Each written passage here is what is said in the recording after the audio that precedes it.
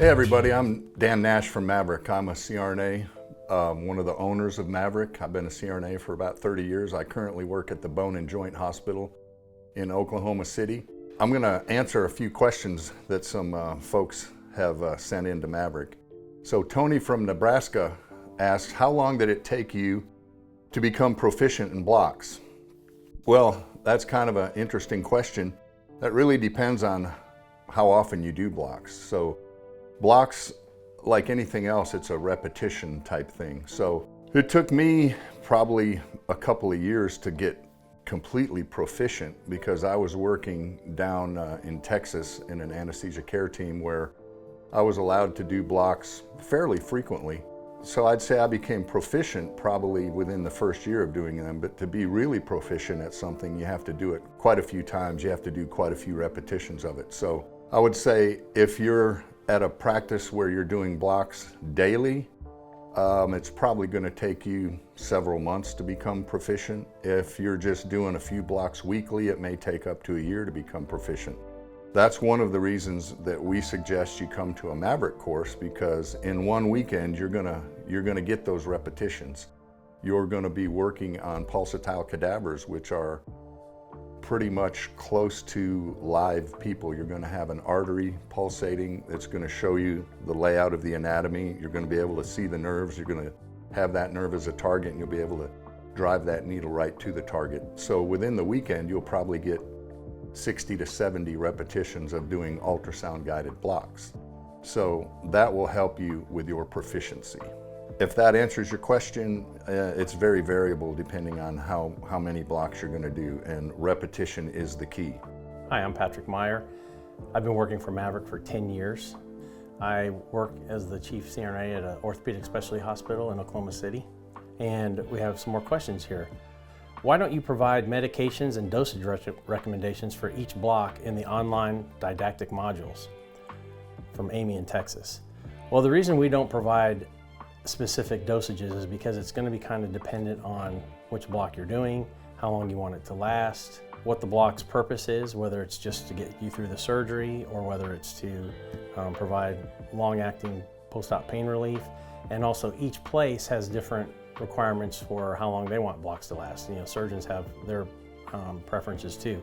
So we're glad to answer those questions in person when you come to the lab, but we don't provide dosages because it just seems like it is more of a recipe, and if people follow that recipe but they don't know all the other factors that go into the block and why you're doing the block and how long you want it to last and what the preferences are, it gets muddy and it can create complications and problems that we don't want to see you have.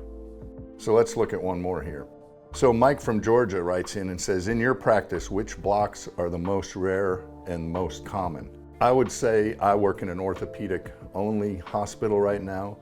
So the most rare blocks that we do, which are kind of not falling out of favor, but they're sort of anachronistic in that they're not done that much anymore, would be an axillary nerve block up here where we block the brachial plexus in the axillary area, and femoral nerve block, which femoral nerve blocks used to be very, very common.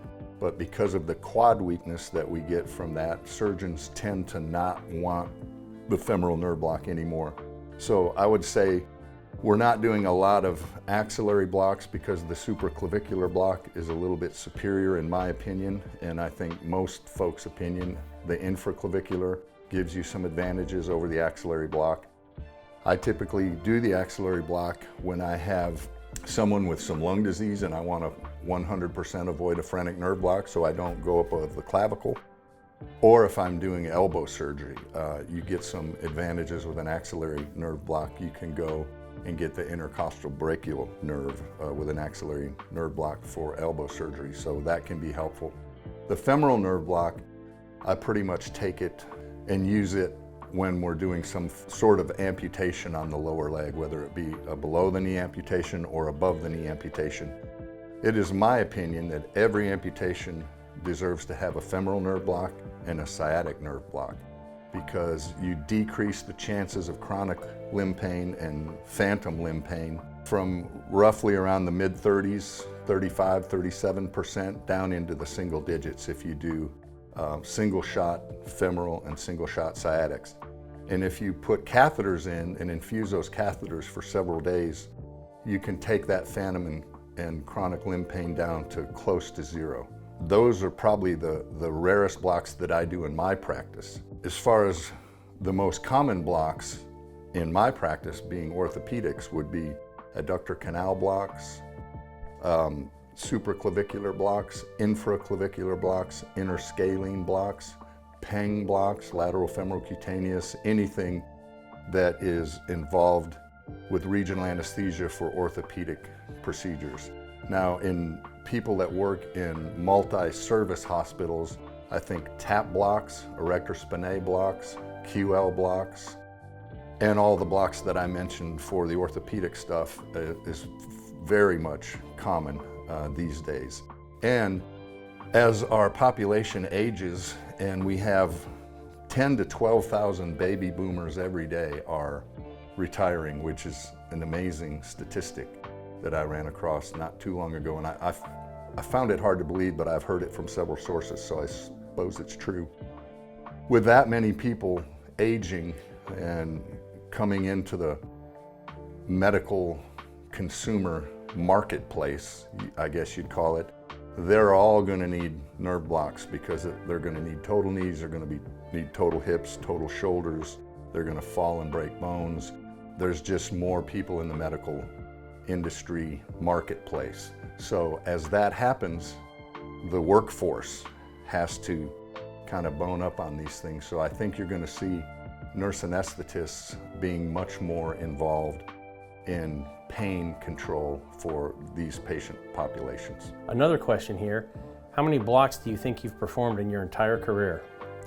Well, this is a hard math problem.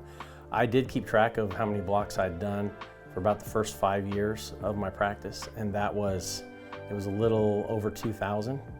But since then, blocks have become more popular, and I work at an orthopedic specialty hospital. So if you take out weekends, holidays, and vacation, I work about 211 days a year. I'd probably do anywhere from 5 to 6 to 7 blocks a day, or patients a day, and patients receive multiple blocks. So I block roughly anywhere from 1,000 to 1,200 patients a year, and many of those patients received up to 3 or 4 different blocks. And I've been at this place for 10 years. So if I had to do the math on that, it's probably going to be somewhere between 20 and 30,000. So it's quite a few.